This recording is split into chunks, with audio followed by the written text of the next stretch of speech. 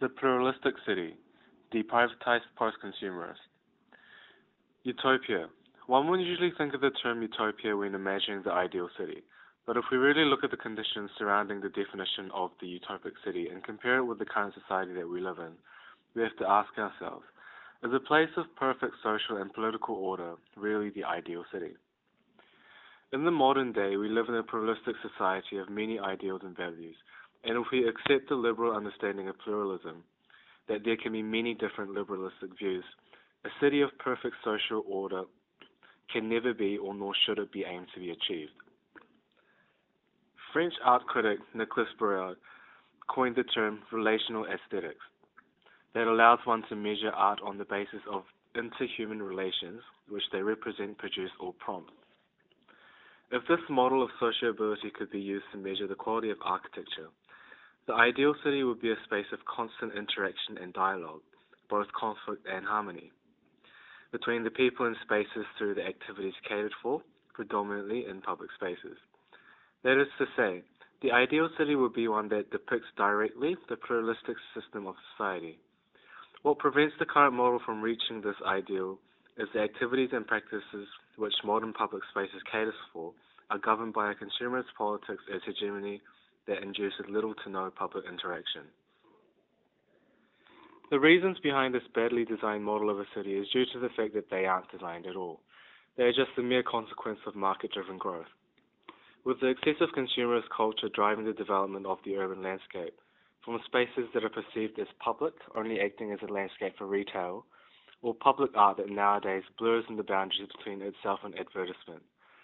What is perceived as civic has lost its true value of dialogue and exchange, and has now become a mere tool for capitalist production. The perfect example of this being the architectural typology of the shopping mall.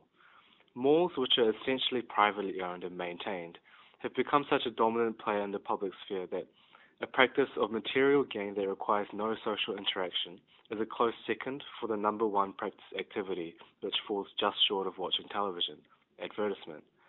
Therefore, it can be observed that social and political are not that separate when considering social order and practice, but rather one sets the ground on which the other can develop.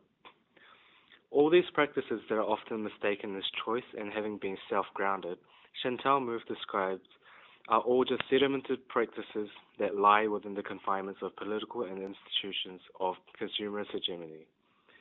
Therefore, within this illusion of public, there exists a limited democracy, and one can question if this is at all a democracy. As cynical as it may seem, in the modern day, the only true public and democratic space may only be within the digital realm, which is in itself has its own string of arguments.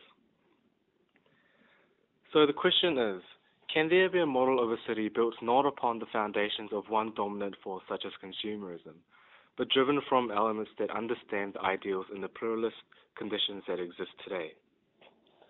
These ideals would curate a diverse range of spaces and practices in the public sphere that induce not a linear form of private activity in the open, but allows for interhuman relations of constant interaction and ongoing dialogue between the different ideals within the liberal society.